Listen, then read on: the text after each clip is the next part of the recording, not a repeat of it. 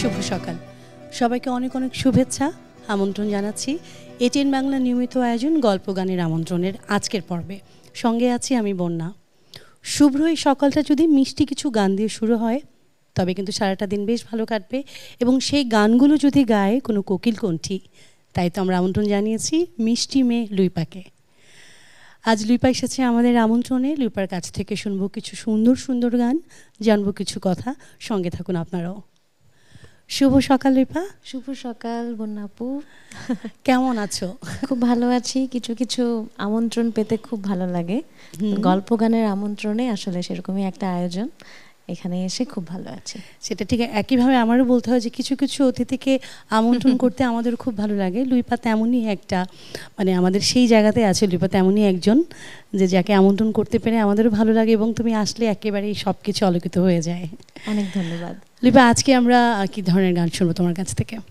গল্প গানের আমন্ত্রণে তো আসলে খুব বিশেষ আয়োজন আমার জন্য এবং আমি প্রতিবারই ভেবে আসি একটা থিম নিয়ে আসি যে কি গানগুলো করব তো আজ ভাবছিলাম যে আমরা বাংলাদেশের মেয়ে কণ্ঠের যে শিল্পীরা আমরা যখন গান শুরু করি তখন চোখ বন্ধ করি যার গান দিয়ে শুরু করি সেই কিংবদন্তি শিল্পী শ্রদ্ধেয় শিল্পী সাবিনা ইয়াসমিন বলতে গেলে আমাদের সব মেয়ে শিল্পীর পছন্দের শিল্পীর তালিকায় উনি একদম শীর্ষে আছেন জি তো সেই শিল্পীর গান দিয়ে আজকের আয়োজন আমি সাজাবার চেষ্টা করেছি বাহ তাহলে এটা তো আমাদের জন্য বিশেষ একটি পাওয়া হয়ে গেল আমরা শ্রদ্ধেয় কিংবদন্তি শিল্পী সাবিনা ইয়াসমিনের গান আজকে আমরা শুনবো এবং তাও লুইপার কণ্ঠে এটা অনেক বড় একটা পাওয়া প্রথমে গান শুনি তারপর অনেক কিছু জানবো নিশ্চয়ই আমি প্রথমে যে গানটি গাইছি এটি হচ্ছে রাজলক্ষ্মী শ্রীকান্ত ছবির গান গানটির কথা লিখেছেন শ্রদ্ধেয় আবু হেনা মুস্তফা কামাল এবং গানটি সুরসঙ্গীত করেছেন শ্রদ্ধেয় আলাউদ্দিন আলী গেয়েছেন আমাদের সবার প্রিয় শিল্পী সাবিনা ইয়াসমিন শুনছি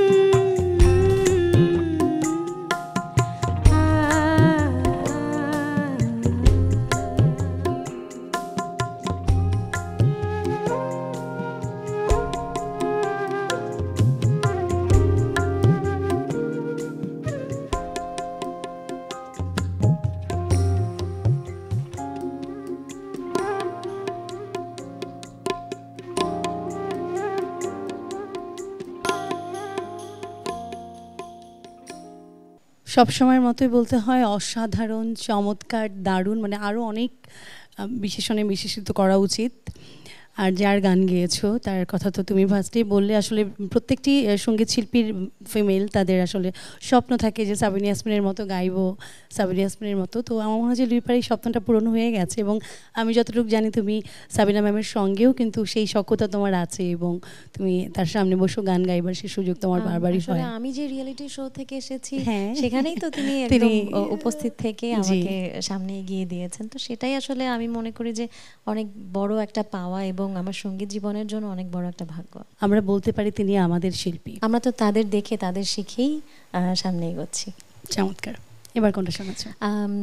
সাবিনা ম্যামের আসলে এত এত গান এবং এত সঙ্গীত স্রষ্টাদের কাজ তিনি করেছেন, সেখান থেকে বেছে অল্প কিছু গান আসলে বাছাই করা খুব কঠিন। তারপরও এখন আমি যে গানটা গিয়ে শোনাচ্ছি এটা খুবই খুবই পরিচিত জনপ্রিয় একটা গান, বিনোদিনী ছবির গান, ইশারায় শীষ দিয়ে আমাকে ডেকো না। এবং গানটি সৃষ্টি করেছেন শ্রদ্ধেয় গাজী মাজহারুল আনোয়ার স্যার এবং শ্রদ্ধেয় আলাউদ্দিন আলী স্যার। শুনছি।